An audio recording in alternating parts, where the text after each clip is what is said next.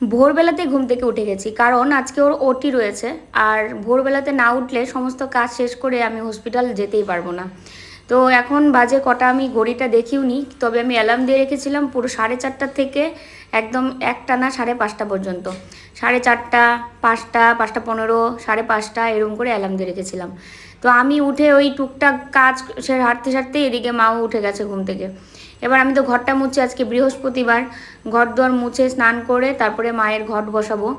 আর কালকে যেহেতু রান্না করেছিলাম, এক বাটি তরকারি তুলে রেখেছিলাম একটা মাছ দিয়ে, অল্প ঝোল ছিল আর কি, তো যেন আমি ফট করে খেয়ে দৌড়ে যেতে পারি।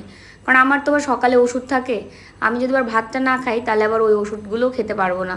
তো ওই জন্য আর কি সকালবেলা ভাত খাওয়ার জন্যই একটু তরকারি তুলে রেখেছি, বাই এনি চান্স যদি রান্না না করতে পারি, তো সেই কারণে। তো আমি এদিকে এখন আবার বিছনাটা একটু গুছিয়ে নিচ্ছি, বিছানা গুছিয়ে তারপরে এই ঘরটাও মুছে নেব, দিয়ে আর মানে কোনো দেরি করব না, ডাইরেক্ট স্নান করতে যাব। ঘুম থেকে উঠে ওই থাইরয়েডের ওষুধটাই শুধু খেয়েছি খালি পেটে, একটা মানে দানাও মুখে দিইনি।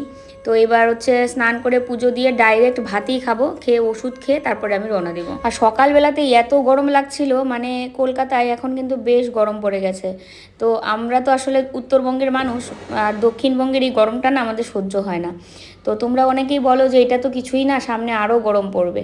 তো এটা শুনলেই মানে পুরো ভয় লাগে। এবার ওর ওটি হয়ে যাওয়ার পর ঠিক কতদিন রেস্ট নেওয়া লাগবে, ঠিক কতদিন পরে ও একদম সুস্থ হবে, তারপরে জার্নি করতে পারবে, সেটাও তো জানি না।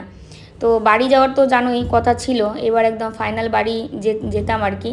কিন্তু এবার ওর যেহেতু অপারেশন হয়েছে, অপারেশনের পর কতদিন কি করা লাগবে সেটা তো বুঝে তারপরে বাড়ি যাব আর কি।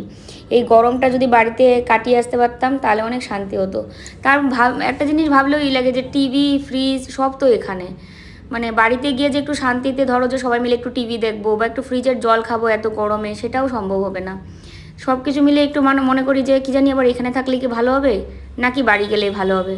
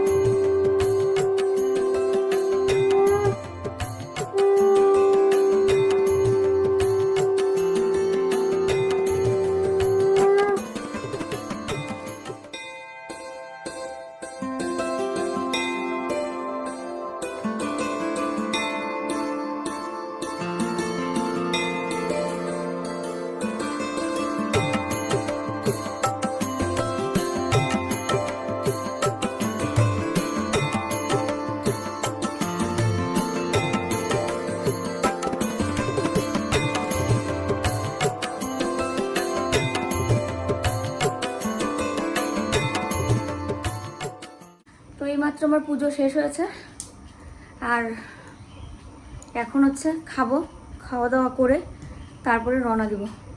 মা রান্না করলো ভাত আর হচ্ছে মাছের ঝোল, আলু আর পেঁপে দিয়ে। একটাই আলু ছিল এইটুক, এইটা দিয়েই আর কি। কালকে মানে কি বলতো, আমি জানতামও না যে আলু নেই, কারণ সবজি মা কেটে দিয়েছিল তার আগের দিন, ওই জন্য। তো যাই হোক, অসুবিধা নেই, দুজন তো হয়ে যাবে। আর হসপিটাল থেকে আসার পথে আলু নয়তো নিয়ে আসবো। তোমাদেরকে জানাই শুভ সকাল, আশা করি সবাই ভালো আছো, সুস্থ আছো। আর বুঝতেই পারছো আমি কেমন আছি, অনেক টেনশানে আছি। যতক্ষণ না সবটা ঠিকঠাক মতো হয় একটু টেনশান তো মাথায় কাজ করবেই। তো পুজোটা দিয়ে নিয়েছি, এটা একটা বড় একটা মাথা থেকে আমার চিন্তা গেল যে লক্ষ্মীবারে যখন পুজোটা যতক্ষণ না দিতে পারি ততক্ষণ আমার খুব একটা মনে মনেই থাকে যে কখন মায়ের ঘরটা বসাবো, কখন পুজোটা দেবো। তো পুজো হয়ে গেছে মানে এখন নিশ্চিন্ত, এখন আস্তে ধীরে খেয়ে দিয়ে রওনা দেবো। এখন 7:30 বাজে, এই যে দেখো 7:30 বা 7:35 এরকম বাজে, 40 বাজে, 5 মিনিট হয়েছে, 7:40। ঘুম থেকে উঠেছি আজকে 4:45, একবার 4টার সময় সজাগ হয়েছি অ্যালার্ম ছাড়াই। কালকেও অ্যালার্ম ছাড়াই সজাগ হয়েছিলাম, আজকেও তাই। অ্যালার্ম দিয়ে রেখেছি 5টায়, 4টার সময় সজাগ হয়ে গেছি। আর একটা এত খারাপ স্বপ্ন দেখেছি, ভূতের স্বপ্ন, মানে খারাপ বলতে কি ভূতের স্বপ্ন। কোনোদিনও ও ঘরে থাকলে আমি ভূতের স্বপ্ন দেখি না, আমি ভূত ভাবিও নি, তারপরেও ভূতের স্বপ্ন দেখেছি। তো যাই হোক, উঠে একটু কতক্ষণ তাকিয়ে থেকে ঠাকুরের নাম নিতে নিতে আবার ঘুমালাম। তারপরে 5:45টার সময় উঠেছি। উঠে এই যে দেখলি তো কী করলাম। তো চলো এখন ঠাকুরের প্রসাদটা নামিয়ে নিই, দিয়ে তারপরে আস্তে আস্তে করে খেয়ে দিয়ে রেডি হই। পুজো দিয়ে শাশুড়ি বউ মিলে প্রসাদটাও খেয়ে নিয়েছি।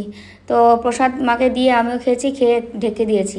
আর দেখো, বৃহস্পতিবার একটু আলতা না পরলে না ভালো লাগে না। আজকে অত তাড়াহুড়ার মধ্যেও আমি টপ করে আলতাও করে নিয়েছি। তো পুজোর তো কাজ শেষ, এখন শুধু খাবো আর রেডি হয়ে যাব। তাই টাইম দেখছিলাম যে দেরি হয়ে যাচ্ছে নাকি, তারপরে দেখছি যে না, দেরি হচ্ছে না, একদম টাইম টু টাইমই সব হচ্ছে আর কি, ঠিক মতো। আর এই হচ্ছে রান্না করেছে আলু পেঁপে দিয়ে মাছের ঝোল। আর লেজের পরিমাণটাই বেশি, কারণ যে মাছটা ছিল ওটাই রান্না করেছে। 3টা মনে হয় লেজ আছে এখানে। আর আমি অল্প ভাত নিয়েছি, দেখো একদম এইটুক ভাতেই আমার কাছে বেশি লাগছে, কিন্তু এইটুক না খেলেও হবে না। সারাদিনের জন্য যাচ্ছি, কখন আবার আসবো, তার মধ্যে ওষুধ আছে সকালে। আমি অসুস্থ হলে পরে আমাকে বা কে দেখবে, মানে এমন একটা আমাদের সিচুয়েশান যে একজন অসুস্থ হলে আরেকজন আমরা দেখতে পাচ্ছি, কিন্তু দুজন যদি একসঙ্গে আমরা অসুস্থ হয়ে যাই তখন কে কাকে দেখবো সেটাই ভাবছি। তো এক তরকারি রান্না করেছে, এক তরকারি ভাতেই খেয়ে দৌড়াবো।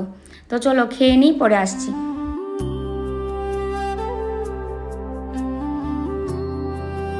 তো আমার খাওয়া দাওয়া হয়ে গেছে। মাকে বললাম তো সকালবেলা তুমি কি খাবে, ভাত খাবে তো সকালে, তা ওই যে মুড়ি আর চা খেতে বললাম, তাহলে মুড়ি চা খাও সকালে। এই যে মুড়ি চা খাচ্ছে, আমি এই যে মাত্র খেলাম। চুলটা আর শুকাচ্ছে না কোনোভাবেই, চুলটা এত ভেজা। তো রেডি হব, আর তোমাকে বিকেলবেলা নিয়ে যাব, তোমার ছেলে বলে দিছে কালকেই বিকেলে যেন নিয়ে যাই। সকালবেলা ওই যে দৌড়াদৌড়ি করতে হবে, উপর নিচ করতে হবে, তো ওনাকে কি মানে পরে ইনাকে দেখবো নাকি ওকে দেখবো, ওই জন্য কল্লোল বারবার বাড়িতে থাকতেও বলেছিল, আর ওখান থেকেও কালকে বলে দিয়েছিল যে মাকে নিয়ে আসলে বিকেলে নিয়ে এসো, সকালবেলা নিয়ে আসো না। তো চলো আমি রেডি হয়ে নিই এখন। তো দেখো রেডি হয়ে নিলাম। এখানে ওর জন্য একটা হাফ প্যান্ট আছে, ওই দিন হাফ প্যান্ট নিতে পারিনি, ভেজা ছিল, ফুল প্যান্ট নিয়ে গেছিলাম, তো আজকে হাফ প্যান্টটা নিয়ে যাচ্ছি। এখন বাজে হচ্ছে 8:15, এখন এই যে বাড়ি থেকে রওনা দিচ্ছি। তো চলো ঠাকুর করে সবটা ঠিক হয়ে যাক। লাইট অফ করে দিই।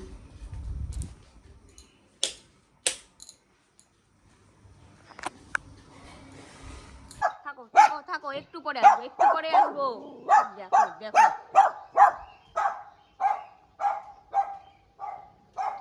চিল্লাবি এখন।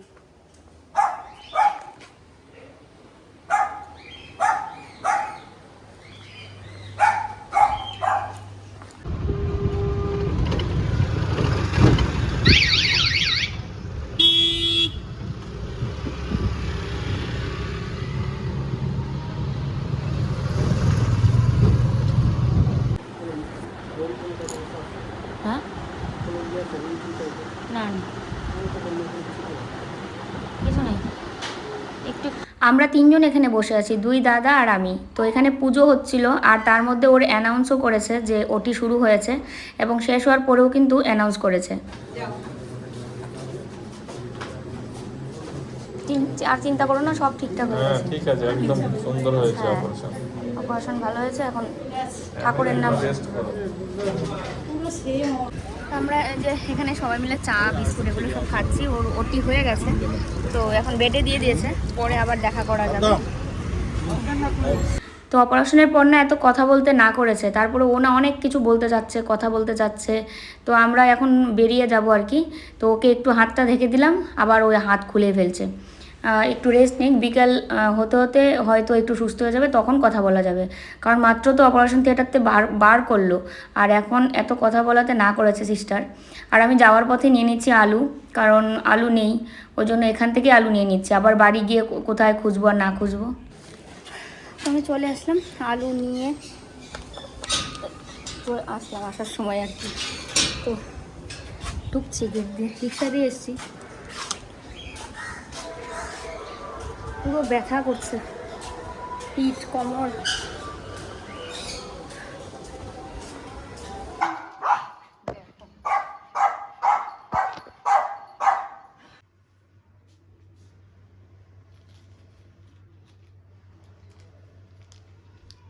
এই দেখো, এটা হচ্ছে পাথর, মাকে দেখায়নি ওই জন্য।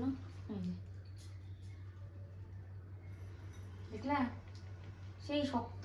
আর এটা তো তাও ছোট, মনে করো দেখতেছে একটা ফুলের বীজ যেমন এমন, আর একজনের এই এত বড় একটা কথা পারছে, এই এত বড়। এটা 9 mm, ওনারটা 25 mm, এই এত বড়। তাহলে ভাবো কত শক্ত পাথর, একদম কুলের বিচির মতো একটা এটা পাথর। এরপরে যে আরেকজন একটা বের করেছিল, উনি একজন মহিলা আর কি, একজন দিদি, তো চিনি না আমি, তাই আর কি ওখানে পরিচয় হয়েছিল। একটা বড় পাথর 25 mm, ভাবা যায় আমি এই প্রথমবার 25 mm এত বড় পাথর দেখলাম। তো এটা তুলনামূলক তাও ছোট। বাড়ি এসে অনেকক্ষণ শুয়েছিলাম, মা গেছিল ছাদে, স্নান করেছে, কাপড় তো মেলতে পারিনি, আমি তো সেই সকালে চলে গেছিলাম। তারপরে কাপড় মেলতে গেছিলো ছাদে, আর আমি ততক্ষণে শুয়েছিলাম। বাইরে এত রোদ উঠেছে, তার মধ্যে আমার আবার কোমরে ভীষণ ব্যথা হচ্ছে। তখন ওই যে আসতে নিয়ে বললাম না, খুব ব্যথা, আর বলতেই পারলাম না। কোমরে এত ব্যথা হচ্ছিল, কী জানি কিসের জন্য হচ্ছে। তারপরে বাড়ি এসে অনেকক্ষণ শুয়েছিলাম, শুয়ে থেকে এমনি মোবাইল ঘাটাঘাটি করছি, ভিডিও আবার এডিট করতে লাগবে। ওকে রেখে এসেছি, তো বিকেলবেলা যাব, মানে 5টা থেকে 6টা আবার দেখা করার সময়, ভিজিটিং আওয়ার। তো মাকে নিয়ে যাব। সকালবেলা তো ও না করেছিল নিয়ে যেতে, না নিয়ে গিয়ে ভালোই হয়েছে। সাথে আরও ছিল 2 দাদা ছিল, তারপরে আরও অনেকেই ছিল, দিদিরা ছিল, কিন্তু ওই দৌড়াদৌড়ি করা, উপরে যাওয়া নিচে আসা, তো এই জন্য ও বলেছিল আগের থেকেই যে মাকে যদি নিয়ে আসতে চাও তুমি সকালে আনবে না, কিন্তু বিকেলে আনবে। তো ওই জন্য আমি সকালে এমনিতেও জিজ্ঞেস করলাম, বললো যে পরে যাবে।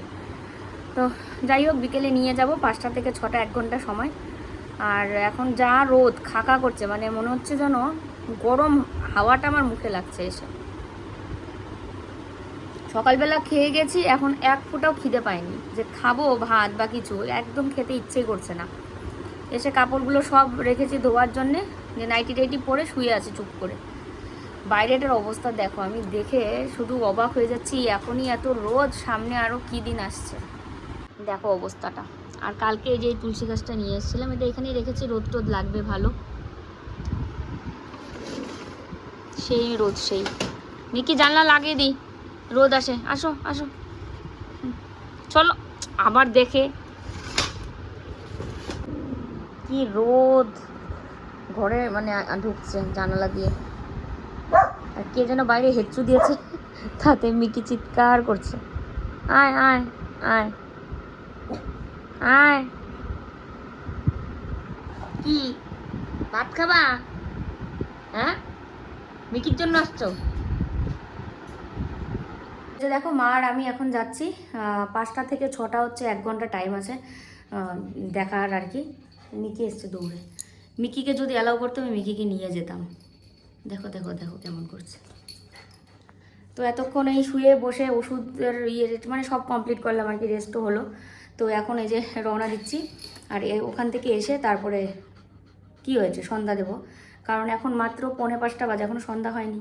তো ওই জন্য চলো আর কথা না বাড়াই, চলে যাই। মিকি এমন করে না, শোনো আমরা একটু পরে আসবো। মিকি পুরো অস্থির হয়ে যায় আমরা কোথাও গেলে। একটু পরে আসবো, তুমি থাকো, একটু পরে আসবো, একেবারে একটু পরে আসবো, থাকো। লাইট অফ করে দিই ঘরের, একটা জ্বালানো থাকবে লাইট। থাকো, একটু পরে আসবো, একেবারে বেশিক্ষণ দেরি করবোই না, ঠিক আছে? থাকো।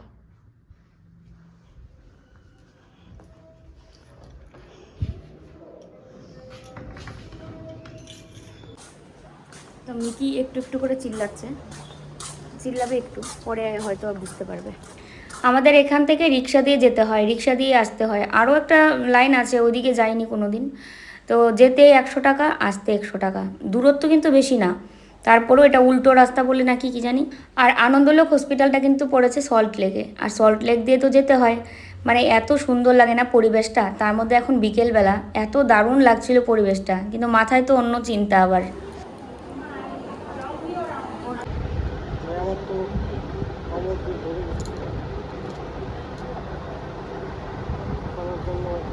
তো এত আস্তে কথা বলছিল, ওর কথা আমি বুঝতে পারছিলাম, তাও অনেক কষ্টে, কিন্তু তোমরা তো বুঝতে পারবে না, আর ক্যামেরাটা ওতে সামনে নিতে চাচ্ছি না, তো ওই জন্য আর কি আমি মিউট করে দিয়েছি।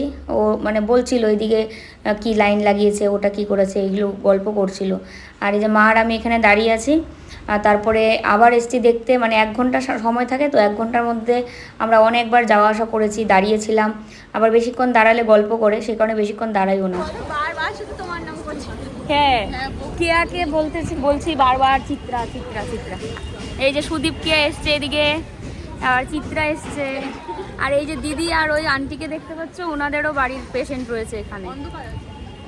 ও যাই হয়েছে তো সেটাই দেখা যাবে, অন্ধকার না, এটাই পরে আলো হয়ে যাবে।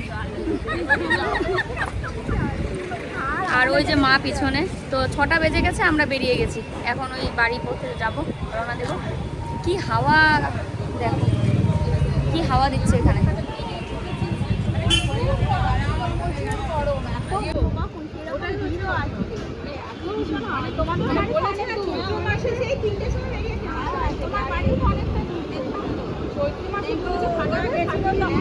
মেট্রো যাচ্ছে, উনি আবার আমাদের ভিডিও দেখে, ওই কে আর হচ্ছে বুনু, ওই দুইজনেই ভিডিও দেখে, ওই দিদির সাথে এসেই দেখা হয়েছে।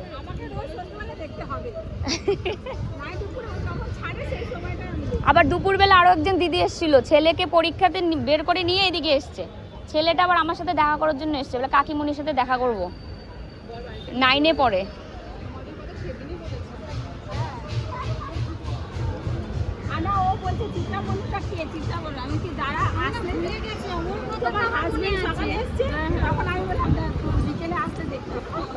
সকালে ছেলের পরীক্ষা ছিল, এবার আমার আশা ছিল এবার না, বাবাটার না হঠাৎ করে শরীরটা খারাপ হয়েছে, বলছি সর্দি হয়েছে, তারপর কাদা ব্যথা করছে, তাহলে আমারও যাওয়া হবে না।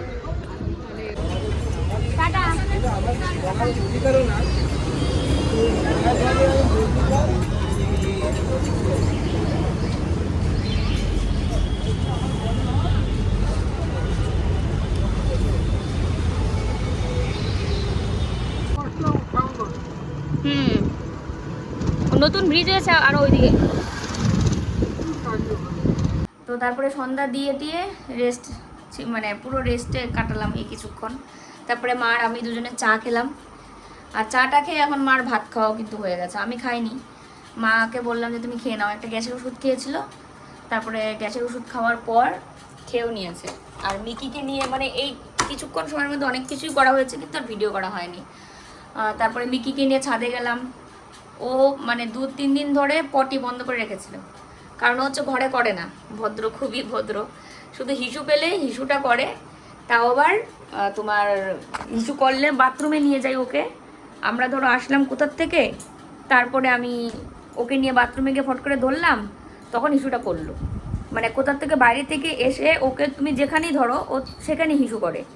তো তাই জন্য আমি কি করলাম, যে ওকে যেখানে সেখানে ধরলে হিসু করলে আবার সেটা মুছামুছি বাথরুমে ডাইরেক্ট নিয়ে করবো, এটা আমি করি আর কি এখন বেশ অনেক দিন ধরে। তারপরে বাথরুমে এই করে করে 2 দিন কিন্তু হিসু করালাম, কিন্তু পটি একবারও করছে না, মানে ও ছাদে না গেলে আর করবে না। তারপরে আমি সন্ধ্যার সময় ও আর আমি ছাদে গেলাম, 4 জায়গায় করলো, সব ফেলে টেলে পরিষ্কার হয়ে এসে নাইটি টাইটি পাল্টালাম, দিয়ে অনেকক্ষণ শুয়েছিলাম। এ ফোন করছে, ও ফোন করছে, মানে অনেকেই ফোন করে খবর টবর নিল, যারা তোমরা আমাদের ভিডিও দেখো তাদের মধ্যে থেকে অনেকেই ফোন করেছে ওর ইয়েতে মোবাইল নাম্বারে, কারণ ওর নাম্বারটা যেহেতু বিজনেস নাম্বারে দেওয়া, অনেকেই খবর নিয়েছে, মেসেজ করেছে অনেক, কিন্তু আমি কারো মেসেজ দেখতে পাচ্ছি না, ফোনে চার্জ নেই। এবার ফোনটা চার্জে রেখে যার যার সাথে কথা বলার বলেছি। আমার ফোনে ফোন আসছে, আমাদের ওই যেখানে বাড়ি, আমাদের গ্রামের বাড়ি, ওখানে পাশের বাড়ি পিসি একজন ফোন করেছে। তো সবার সাথে কথাটা বলে এই যে আমি মাকে বললাম যে তুমি খেয়ে নাও, আমি খাচ্ছি একটু পরে। তো আমি এই যে এখন খাবো, আর জানলাটা বন্ধ করে দিই। আর মা আর আমি দুজনে আছি, ঘর তো পুরো ফাঁকা, এমনিতে দুজন আছি, মিকি আছে, কিন্তু তারপরেও ঘরটা ভীষণই ফাঁকা ফাঁকা লাগছে। আর আজকে তো কোনোভাবে ওর খবর নিতে পারছিও না আমি, যে কেমন আছে কি। গতকালকে তাও পাশের রুমে, পাশের বেডে যে ছিল ওই দাদার ফোন দিয়ে যোগাযোগ হয়েছিল, তো এই আর কি, আজকে তো আর নেই সেরকম যোগাযোগটা নেই, ওই দাদারও অপারেশন হয়েছে, ওনার কাছে আর ফোন নেই। তো এই আর কি, এবার খাবো আমি, খেয়ে দিয়ে কালকে আবার সকালে যেতে হবে, আমার আবার কালকে ডাক্তার দেখানো। তো কালকে ডেট আমি আবার চেঞ্জ করেছিলাম যে আমার হাজব্যান্ডের এরকম অপারেশন, তো আমি যদি এখন একদিন পরে আসি তাহলে কিছু হবে। তারপরে বলছিল দেরি তো হয়ে যায়, ঠিক আছে একদিন তো কোনো ব্যাপার না, আপনি তাহলে 4 তারিখে আসুন। এবার কালকে ওকে ছাড়বে কিনা সেটা আজকে সিস্টাররা কেউ বললো না, বললো ডাক্তারবাবু আসবেন রাউন্ডে, পেশেন্টের যা অবস্থা সেই অবস্থা দেখে ডাক্তারবাবু তারপরে আমাদেরকে বলবে, তারপরে আমরা আপনাকে বলতে পারবো। এবার কালকে আমি সকাল সকাল যাবো, ধরো গেলে তারপরে যদি বললো যে আজকে ছেড়ে দেবে, তাহলে তো প্রসেস সব করে তারপরে নিয়ে আসতে আসতে হয়তো দুপুর হয়ে যাবে, তখন আর আমার ডাক্তারের কাছে যাওয়া হবে না, তাহলে পরের দিনেই যাবো, যেহেতু আমি একদিন টাইম নিয়ে এসেছি। আর যদি বলে কালকে ওকে ছাড়বে না, তাহলে আমি সকাল সকাল ওখানে দেখা করে আমার ডাক্তারের ওখানে আমি চলে যাব, তাহলে আমার স্টাডিটা কালকে ফলিকুলার স্টাডিটা হয়ে যাবে, এবং আমার রিপোর্টটা কী আসে সেটার উপরে অনেক কিছু নির্ভরও করছে। তো এই আর কি, এখন আমি নিজে তো জানি না আমি তোমাদেরকে কি বলবো, আর সিস্টাররা যেহেতু কিছু বলেনি তাই আমি তোমাদেরকে কিছু জানাতেও পারছি না। এমনিতে তো ও ভালো আছে, আমাদের সবার সাথে কথা বলেছে, যারা দেখা করতে এসছে, কে আর সুদীপরা দেখা করতে গেল, একজন একজন করে দেখা করতে দিচ্ছে, আজকে যেহেতু ওটি হয়েছে। তারপরে চিত্রা বোন আসলো তখন বিকেলবেলা আসলো, আর সকাল থেকে তো অপারেশন হওয়া পর্যন্ত 2 জন দাদা ছিল, শেলিদির হাজব্যান্ড ওই দাদা আর চিত্রার হাজব্যান্ড ওই দাদা, 2 দাদা ছিল। তো আর এদিকে বিকেলবেলা মা আমি গেলাম 2 জন, কেয়া সুদীপ আর চিত্রা, আর হচ্ছে তোমার আরও একজন দিদি আন্টি, ওনাদের নিজেদেরও আর কি পেশেন্ট ওখানে রয়েছে, ওনারাও আমাদের ভিডিও দেখে, সেই হিসেবেই একটা ভালো সম্পর্ক হয়েছে হসপিটাল আর বাড়ি করতে করতে। তো এই আর কি কথা, এখন কি বলো তো, যে এমনিতে তো সুস্থ আছে, এখন ডাক্তারবাবু যেটা বুঝবে ভালো যে ছাড়বে কি ছাড়বে না, আমাদের সবার সাথে কথা টথা বলছে। আর যেহেতু আজকে ওটি হয়েছে একটু তো ব্যথা আছেই, এক পাশ ফিরেই আছে শুধু, ওই পাশে হতে পারছে না। আমাকে বলছে ভিডিও করো আমার, দিয়ে আমাকে দেখাও তো আমাকে কেমন লাগছে, আমার শরীর চেহারা মনে খারাপ হয়ে গেছে খুব। না আমি বলি না, তোমাকে ফ্রেশ লাগছে বাড়ির থেকে, স্যালাইন চলছে তো। তো আবার বলছে ওই যে ইয়াটা দেয় বদ রক্তটা বেরোয়ার জন্য, তো আমি বললাম এটা দেখা যাচ্ছে না, এটা আবার লজ্জা যে কেউ দেখছে কিনা, আমি না এটা দেখছে না, এটা এক সাইডে আছে, ওর বেডটা যেহেতু কর্নারে তাই এই পাশ থেকে আর দেখা যাচ্ছে না, ওই পাশে ওয়ালের সাথে। এই হচ্ছে কথা, মানে ওকে ও দেখতে বড় সড়ো পুরুষ মানুষ, কিন্তু ওর মনের মধ্যে একটা বাচ্চা সুলভ ভাব আছে, যেটা ওর আশেপাশে আমরা আছি তারা একমাত্র বুঝতে পারি। তোমরা হয়তো ভিডিও দেখে দেখে অনেকেই এতদিনে বুঝতে পেরেছো। যাই হোক চলো এখন খাওয়া দাওয়া করবো, পরে আসছি কথা বলতে আবার। সবার সঙ্গে কথা বলতে বলতে আমার খাওয়া হয়ে গেল বেশ দেরি, তারপরেও আমার খেতে ইচ্ছে করছিল না। এমন না যে আমার খিদে পেয়েছে আর খেতে পারছিলাম না, সেটা না, আমার না খেলেই মনে ভালো হতো, কী জানে মানে একদম খেতে ইচ্ছেই করে না। তো যাই হোক, তারপর না খেলে তো হবে না, কারণ আমার রাতের ওষুধ আছে আবার। তো খাওয়া দাওয়া শেষ করে নিয়ে এখানে সিঙ্কে যতগুলো বাসন আছে সব ধুয়ে রেখে দিচ্ছি, দিয়ে তারপরে এখন ঘুমানো ছাড়া আর কাজ নেই, কিন্তু জানি না ঘুম ধরবে কি না, মানে যে কদিন আছি এরকম করে একা একাই ঘুম তো পাচ্ছে না, তো আজকে দেখি ঘুম ধরে কি না। আর আজকে না একটু গঙ্গা জল ছিটিয়ে ঘুমাবো বিছানায় টিছানায়, কাকিমা বলছিল যে এরকম স্বপ্ন দেখছো একটু গঙ্গা জল ছিটিয়ে শুয়ো, তো আজকে একটু গঙ্গা জল ছিটিয়ে তারপরে শুবো, পুরো মানে 3টা ঘরে আর কি। গতকালকে ভিডিওটা রেডি ছিল, কিন্তু এডিট করে যে তোমাদেরকে দেব সেটা সুযোগটা পাইনি, সময়টা পাইনি, শারীরিক অবস্থা ছিল না, তো পুরোটাই তোমরা কালকের ভিডিওতে দেখতে পারবে আশা করি। কালকের ভিডিওতে, হ্যাঁ কালকের ভিডিওতে। আজকের ভিডিও এখানেই শেষ করি। যে যেখানে আছো খুব ভালো থাকবে, সুস্থ থাকবে, সাবধানে থাকবে, আর আমাদের জন্য সবাই মানে এত শুভকামনা জানিয়েছো, তোমাদের এই ঋণ শোধ করতে পারবো না, তোমাদের এই যে ভালোবাসা, তো ভালোবাসার বিনিময়ে ভালোবাসাই দেওয়া যায়, তাই না? সবাইকে অনেক ভালোবাসা জানিয়ে আজকের মতো টাটা।